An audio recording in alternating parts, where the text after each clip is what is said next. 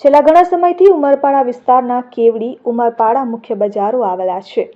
મુખ્ય બજારોમાં ગ્રામ્ય વિસ્તારમાંથી મોટી સંખ્યામાં લોકો ખરીદી કરવા આવતા હોય છે, ત્યારે કેટલાક દુકાનદારો પૈસા કમાવવાની લાલચમાં લોકોના આરોગ્ય સાથે ખિલવાડ કરતા નજરે પડી રહ્યા છે।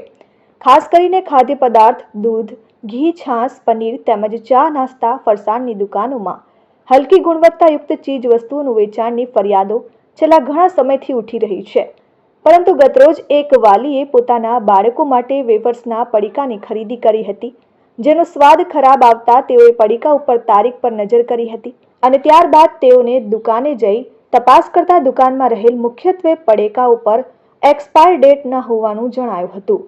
જો કે ત્યારબાદ જાગૃત નાગરિક દ્વારા સમગ્ર બાબતે વિડીયો બનાવી વિડીયો વાયરલ કરાયો હતો અને આવા દુકાનદારોથી ચેતી જવા તેમજ ચીજ વસ્તુઓની ખરીદી બાબતે સાવચેતીથી રહેવા ખરીદી કરવા અપીલ કરી હતી। ત્યારબાદ હવે આ મામલે ઉમરપાડાના યુવાનો આગળ આવ્યા છે। ઉમરપાડા નવનિર્માણ યુવા સંગઠનના નેજા હેઠળ આજ રોજ મામલતદાર કચેરી ખાતે આવેદનપત્ર પાઠવવામાં આવ્યું હતું। સાથે સાથે જો 3 દિવસમાં જો કડક કાર્યવાહી ન કરવામાં આવે તો જનતા રેડ કરવાની ચીમકી ઉચ્ચારાય છે।